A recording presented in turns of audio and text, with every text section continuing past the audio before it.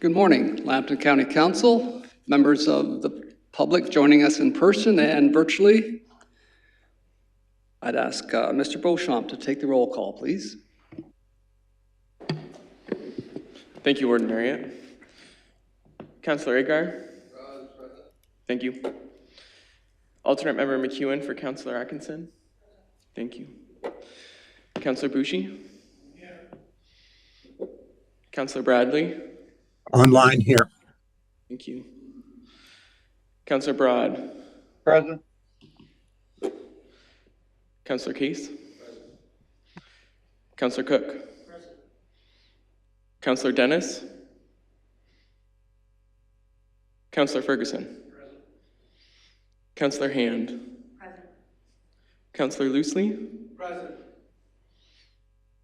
Councillor McRoberts. Present. Councillor Miller. Present. Councillor Sageman. Present. Councillor Veen. Present. Councillor White. Present. Councillor Ferguson, or sorry, Councillor Dennis. And Warden Marriott. We have quorum. Thanks. We acknowledge that this land on which we are gathered today is part of the ancestral land of the Chippewa, Odawa, and Potawatomi peoples, referred to collectively as the Anishinabeg. It is through the connection of the Anishinabeg with the spirit of the land, water, and air that we recognize the unique cultures, traditions, and values. Together as treaty people, we have a shared responsibility to act with respect for the environment that sustains all life, protecting the future for those generations to come. I would ask any member of council to declare a pecuniary interest now or any time during the meeting. Councillor Loosely, please. Thank you, Warden Marriott. I have one on 11BA correspondence due to the fact that my son works part-time for the EMS and I have submitted the necessary paperwork to the clerk. Thank you. Thank you. Any others? Seeing none, I'd look for a motion to go in camera for the reasons noted in the agenda. Councillor Hand moves and Councillor Loosely seconds. All in favor? That's carried. We'll meet in committee room 3.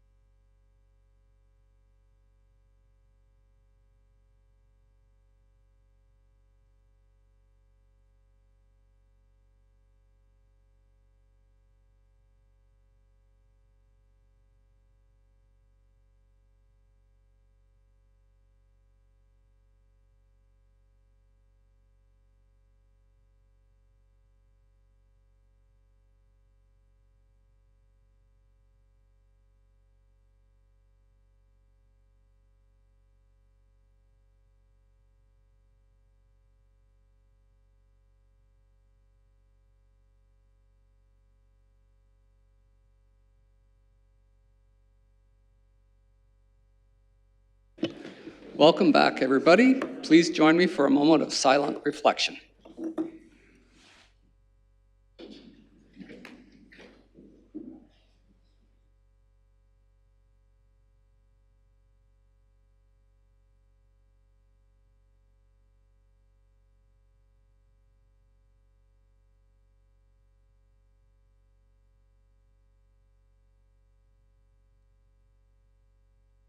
Thank you.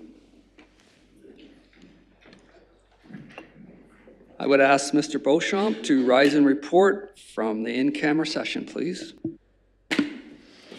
Thank you, Warden Marriott. I can report that Lambton County Council met in closed session for a few minutes this morning to review a few matters. The first being to review the Lambton County Council closed session minutes dated May 7th of 2025. The second is to review a report seeking instructions from council regarding a proposed collective agreement with Cubitt Local 1291. And finally, to review the Committee of the Whole in-camera minutes dated May 21st, 2025, which included instructions regarding negotiations between the county and a third party relating to a lease agreement in the township of Enniskillen. Thank you, Mr. Beauchamp. Item number 8, delegations. I would look for a motion to invite the delegation within the bar to speak to County Council. Councillor Case and Councillor McRoberts seconds. All in favor? That's carried. Thank you. Our delegation is Mr. Graham Cubitt from Flourish and Natasha Thuemler, the Regional Director. Indwell will be presenting to County Council regarding an update on the progress of supportive and affordable housing initiatives. Welcome.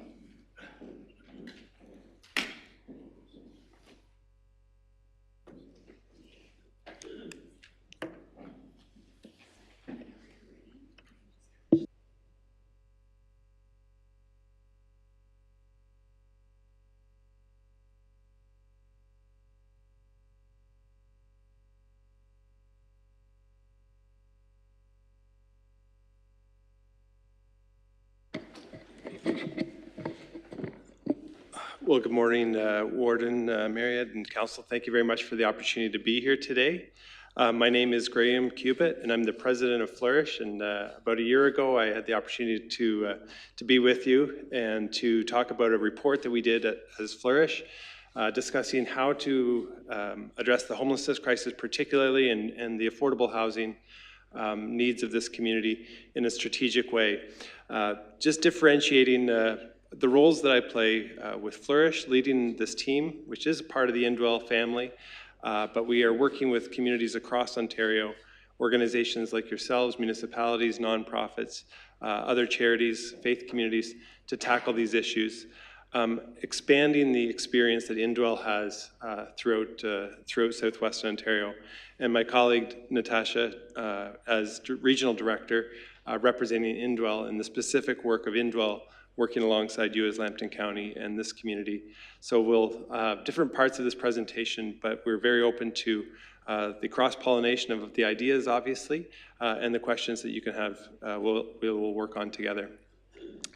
In this presentation, we're looking at an update of the report that we presented last year. So we're not going to go back into all those details in the whole strategy, but where have we come in the last year, because there is actually significant progress.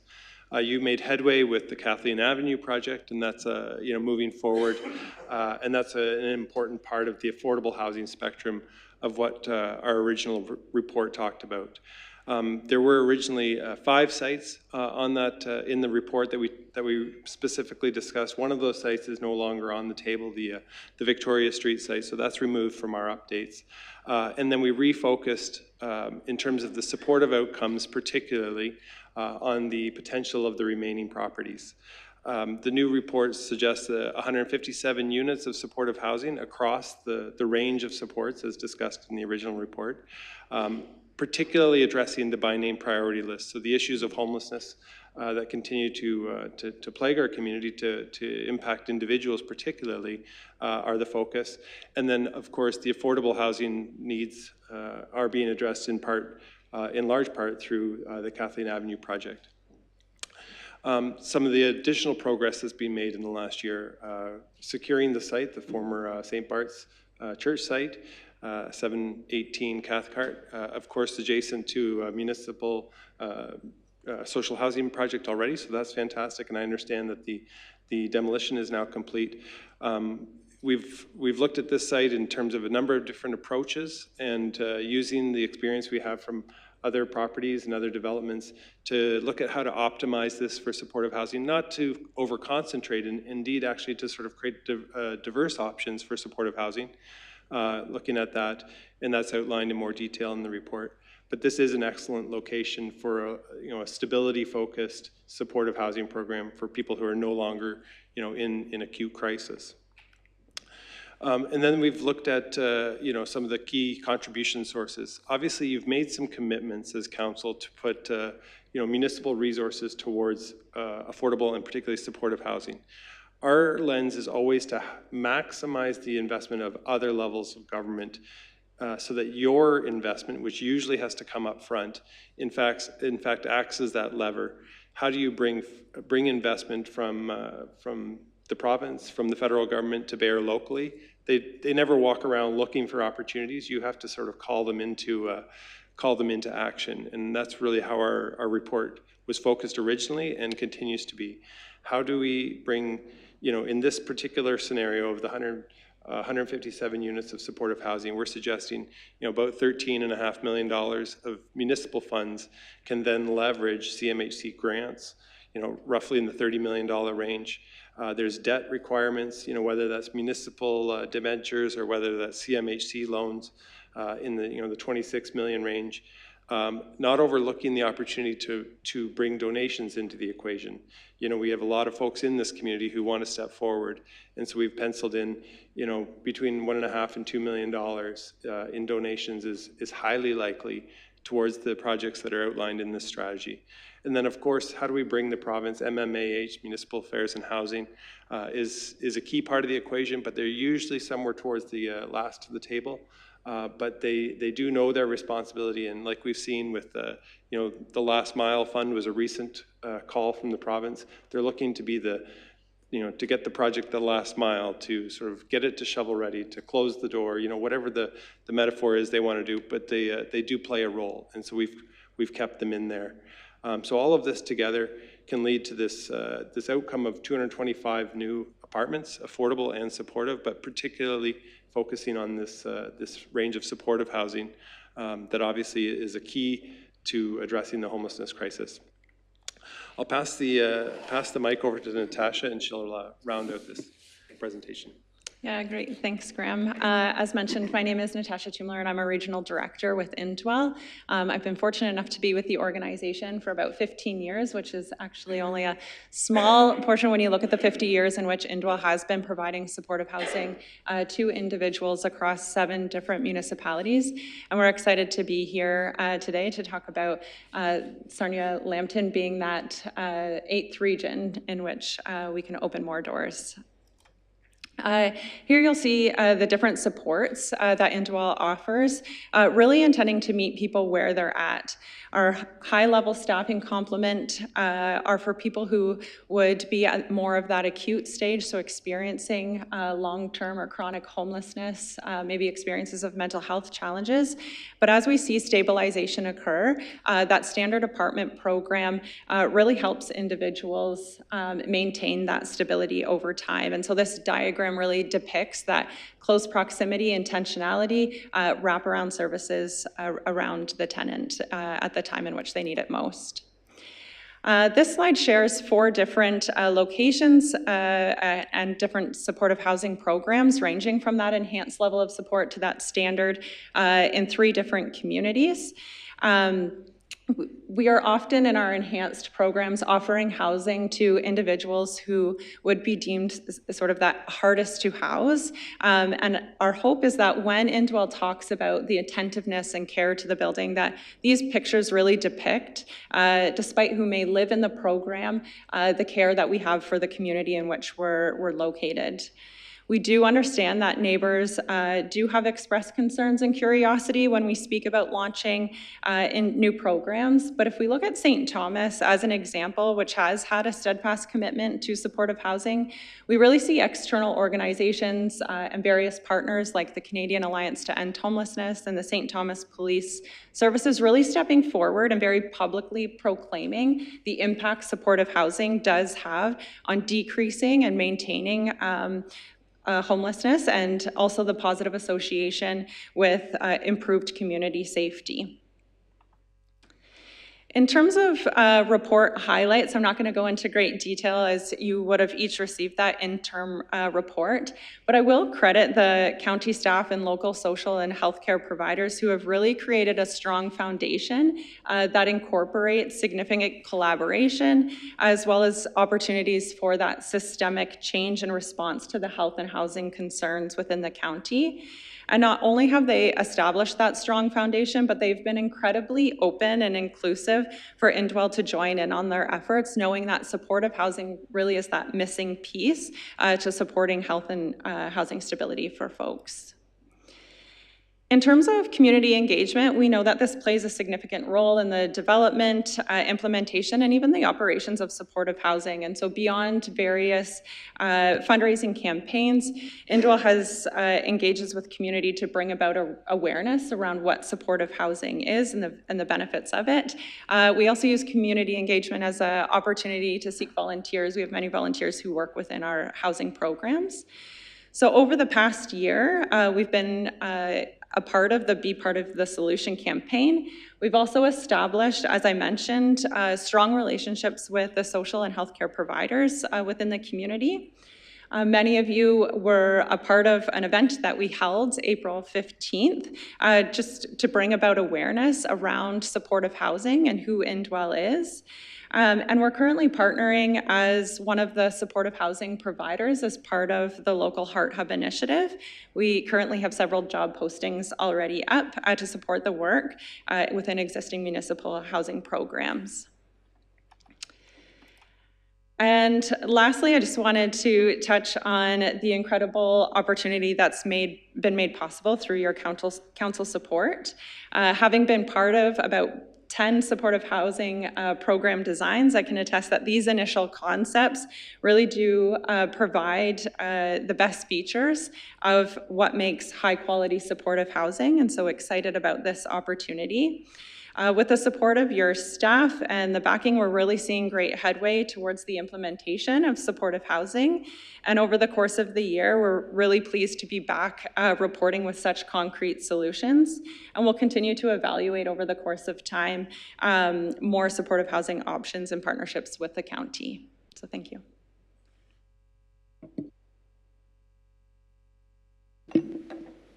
Thank you for that presentation. Are there any questions from council? Councillor McRoberts. Thank you for your presentation. I've been to a couple of the presentations that you've given locally for neighbors to check in, and I appreciate everything that you're doing. We cannot continue to ignore or try to push away the issues that we have with folks that are living rough. So this is the best way to do it, is to actually have hands-on and true wraparound services. I'm just concerned, and I've received a couple of emails just this morning from folks on the George Street designation there. We have them that are already dealing with the Good Shepherd, River City folks, and they're feeling like they're being wrapped either side with this development. I know this has to happen, but maybe talking to the neighbors beforehand instead of picking a site and then talking to neighbors might be. But everybody in Sarnia has to understand that this just can't go away. These folks don't have anywhere to live. They have no one that's teaching them how to live in an apartment and how to care for themselves and look after things. So just the fact that they're being sided on either side with this, and they're in a new development. So that's the only concern that they have, and I'm sure you'll be speaking to them. But again, it's got to happen. So, and I appreciate, and if you do you have stats from the OPP as far as what St. Thomas was coming up in less calls? And I'd appreciate that. Thank you. Mr. Cubitt or Ms. Thuemler would like to respond? Yeah, I can speak. The St. Thomas Police stats are on their website and can be accessed sort of at any time. I can speak to some of the significant stats that did come from that. And to quote directly from that media release, the most common call for service in their downtown core remains of unwanted persons. So while this category in St. Thomas did spike in 2021, it has since dropped significantly, so by 44% between 2021 and 2024. Similar complaints involving drug use or behavior in the core have fallen 67% since 2020. In terms of the George Street location, I'll have Graham speak to sort of that development process and site selection. Councillor, thank you for the feedback on that and the comments that you've received, because I think it's very important to the approach that Indwell takes to elicit community input early. Now, there's always the question of like, when does early start? And everybody would like to know a day before they heard about it. But given the sort of sensitivity of this being a council, municipally owned property and some of the decisions that you need to make, obviously it's not in Indwell's timing to sort of make those announcements. But practically speaking, the opportunities will be there starting now and going forward for neighbors to give input. As Natasha mentioned, this isn't the first project that Indwell would have been working on in terms of designing supportive housing, and the concepts thus far for George Street do incorporate all the feedback, all the input that we've learned over numerous projects through Southwestern Ontario, and particularly some of the experiences recently in St. Thomas and London. So very open to those conversations with neighbors, and you're more than welcome to put them directly in touch with us. Follow-up, Councillor McRoberts. I would just like to say that I look forward to seeing these buildings and folks really transitioning, right, to leading a better life for themselves. So that will overall improve the entire city, well, county, but the city of Sarnia truly, if they can just get that chance to get somewhere and be cared for. So thank you. Councillor White. Thank you, Ward Marriott. Thank you both for being here again.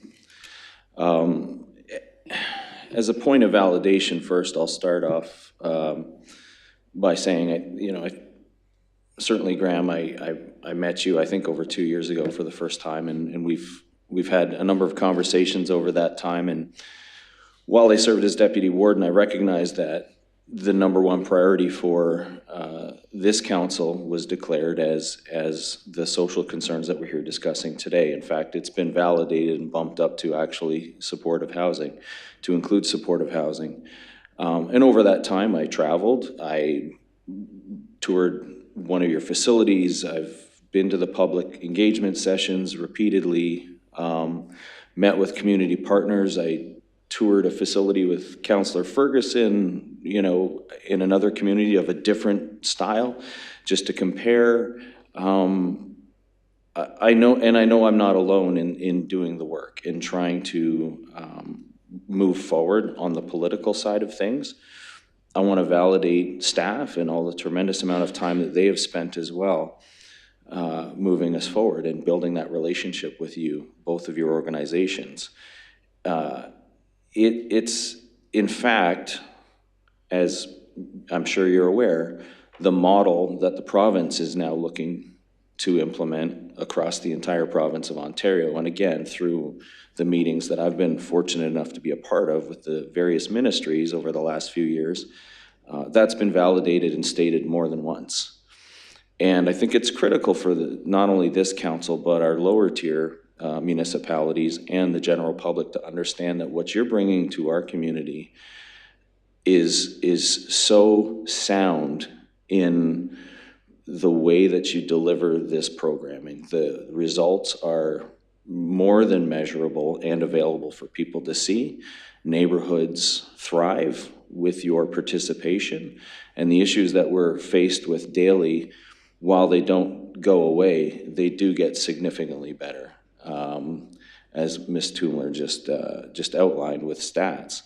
So I know it's going to be a difficult conversation. George Street is going to be difficult. Every site that we discuss is going to be difficult. If if you had one thing to say, well, two questions. Number one, will you come to Sarnia City Council and do this presentation for us, please?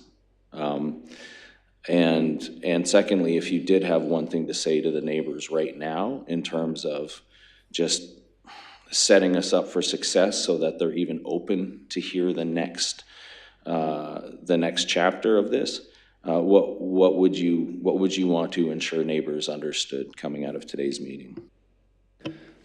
Mr. Cubitt? Yeah, thank you, Councillor White, for those conversations that you've had with us, the input that you've given, the advice along the way.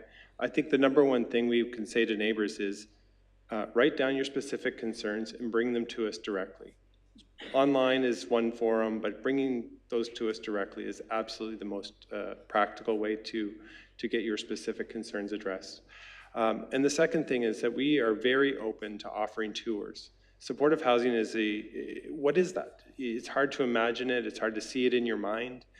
There's not a lot of examples around in communities to say, oh, I know what supportive housing is. So we find that when people come and actually walk through, meet tenants, see how the programs function, see how staff interact, that is one of the most effective ways for people to have their concerns addressed and to actually very often change from being sort of skeptic to supporter of supportive housing. The reality is that when lives are disrupted by mental health, physical injury, poverty, and tragically addiction, it is difficult for people to change their own circumstances. But it's not impossible for people nobody is by definition homeless as a person, it's an experience. Every person who moves in with Indwell is no longer homeless, they have a home. And it's a real home, it's not a transitional home, it's not a shelter. So that's the foundation. And then from there, being able to move forward. So write down your comments and bring them to us directly and engage in the conversation that way. And we'd welcome people to come for a tour. St. Thomas is probably the closest, London would be the next closest, either opportunity, and we can make that available.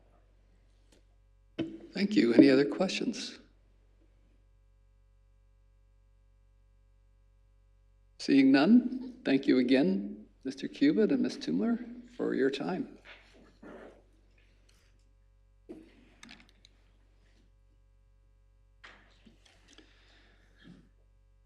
So, item number 9, minutes of open council from May 7th. I look for a motion to approve the minutes, please. Deputy Warden Agar moves, seconded by Councillor Sageman. All in favor? That's carried. Thank you. Item number 10, Board of Health. Dr. Duick, please.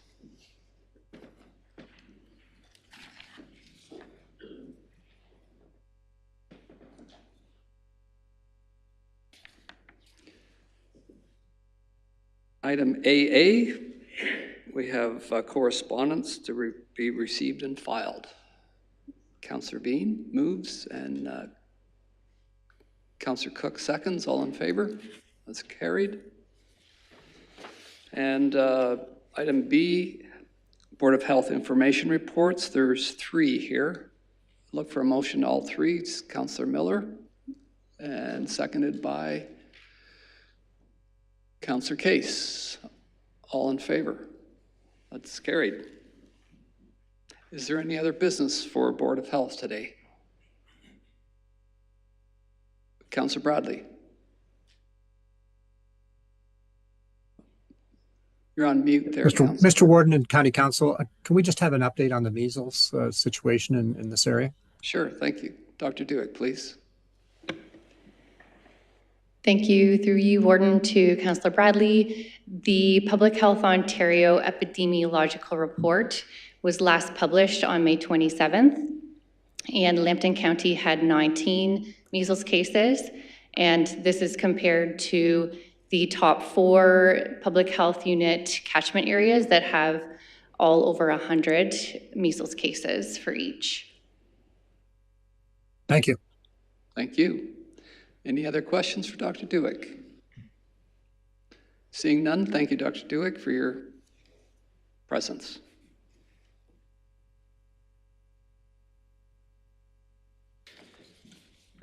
And item number 11, correspondence. There are two correspondence. Sorry, one correspondence, possibly with a desire to support. Councillor White. Yeah, I would move that we endorse this and flip it back to the mentioned agencies and levels of government. Okay, and we have a seconder by Councillor McRoberts. Discussion? Seeing none, motion, all agree. Any opposed? That's carried. Thank you. And 11B, correspondence from member municipalities. The first one is from Stephanie Troyer-Boyd, Director of Corporate Services in Municipality of Lambton Shores, relating to the disposition of the Thedford Ambulance Station. Councillor Cook. Thank you, Ward Mayor. I'll move these. If I can get a second, or I'll speak to it, please. Okay, and seconded by Councillor Sageman. Go ahead, Councillor Cook. Thank you, Ward Mayor. I know this came to our council last December and there was a discussion about it. However, recently we've had a, pushback from the community in Thedford and area that they have concerns regarding the closing of the station in Thedford. And also the relocation of the ambulance out of Grand Bend would be maybe a hindrance to some of the folks in that area. So I guess there's a motion here and some comments that I would just like to have included with the report if and when it does come back to council again.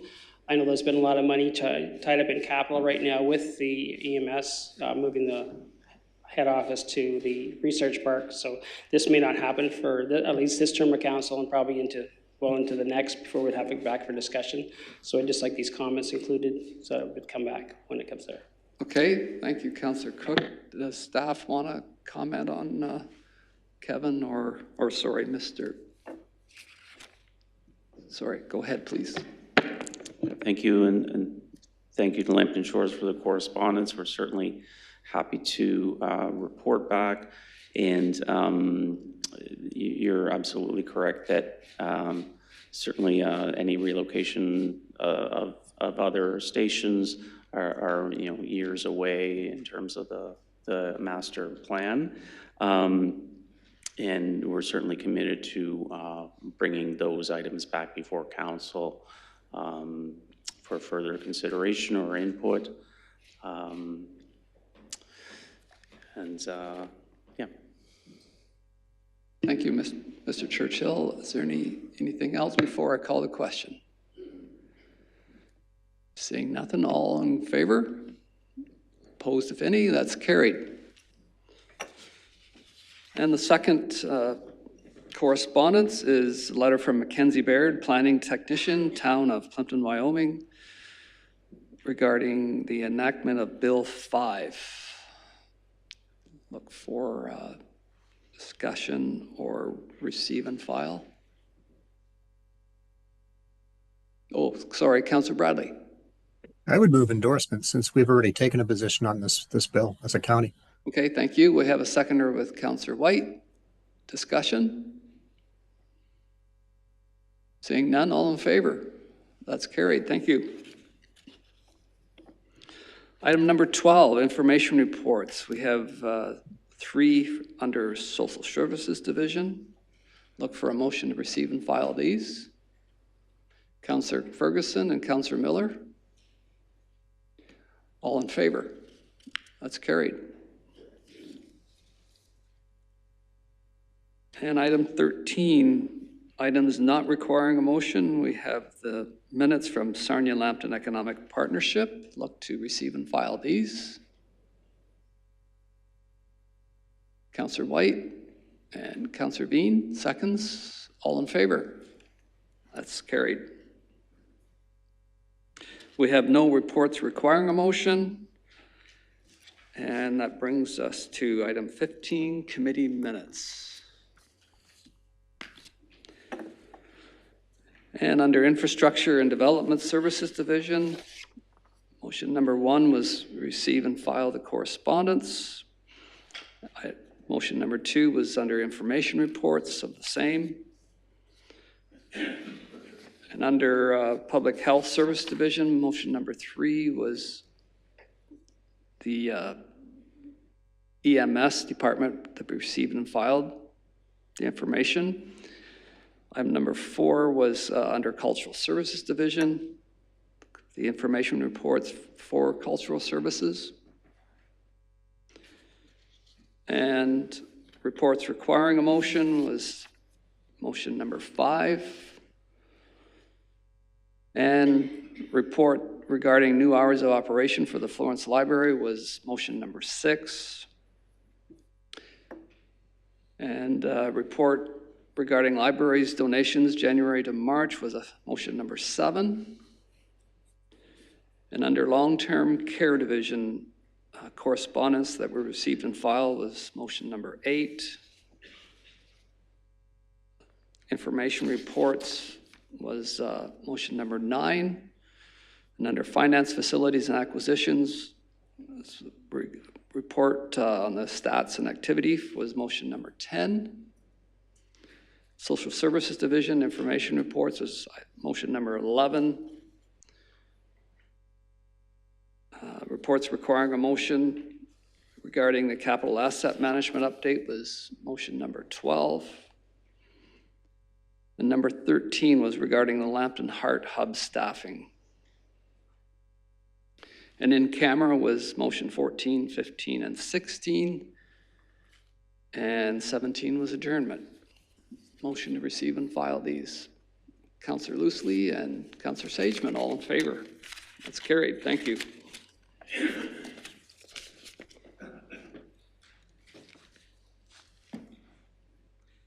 And we have no items tabled from previous meetings.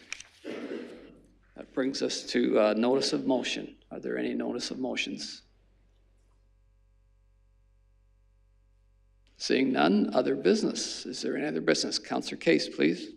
Yes, Mr. Warden, through you, I'd like to make a motion that we send a letter of congratulations to Warwick Township's very own Evan Van Gorp. We're sweater number 14 for the London Knights. Congratulating him on winning the Memorial Cup, as well as sending a letter of congratulations to Mark Adele Hunter, Mr. Stedman is the assistant coach as well, and any other people involved with the London Knights, because there really was a Lambton County flavor to this Memorial Cup victory. So I'd like to make that motion that those congratulations are sent. As a community, we couldn't be more prouder than Evan Van Gorp for what he's achieved in his 2 years with the London Knights, an OHL title, second OHL title, and a Memorial Cup victory. So I'll make that motion if I have a seconder to send that correspondence to the individuals I've named and anybody else that perhaps we've forgotten. And I'll make that motion now, Mr. Warden. Okay, thank you, Councillor Case. Seconded by Councillor Loosely. All in favor? That's carried. Thank you. Any other business? Councillor White. Thank you, Warden Marriott. Just wanted to say thank you to Mr. Tifo and Mr. Meyer for attending the City of Sarnia's UNDRIP community conversation last Thursday. We are deeply into the process of engaging as a municipality on the Articles of UNDRIP. If you're not aware of UNDRIP, it's the United Nations Declaration on the Rights of Indigenous Peoples, and our committee has been working towards this community meeting now to receive feedback and to help inform our work plan moving forward. Followed that with a significant focus on that at the FCM conference over the weekend. It's very timely, and everybody here, of course, was invited, but the presence of our senior staff was more than appreciated, and I look forward to sharing the feedback as we collate that report, and hopefully, as a council here, we can also engage in more steps towards reconciliation with our Indigenous partners. With that said, it is also National Indigenous History Month. Again, with that, I say thank you. Thank you. Any other business to be brought forward today? Seeing none, that brings us to item number 19, Notice of Bylaws. Mr. Beauchamp, please. Thank you, Warden Marriott. It is moved by Deputy Warden Agar and seconded by Councillor McEwen that bylaw number 16 of 2025 as circulated be taken as being read a first and second time. All in favor? That's carried. It is moved by Councillor McEwen and seconded by Deputy Warden Agar that bylaw number 16 of 2025 as circulated be taken as being read a third and final time. All in favor? That's carried. Thank you. That brings us to item number 20, adjournment. The next regular meeting of County Council will be held Wednesday, July the 2nd, with in-camera session to commence at 9 a.m. I look for that motion, please. Councillor Bean moves. Councillor Sageman seconds. All in favor? That's carried. Please join me for O Canada.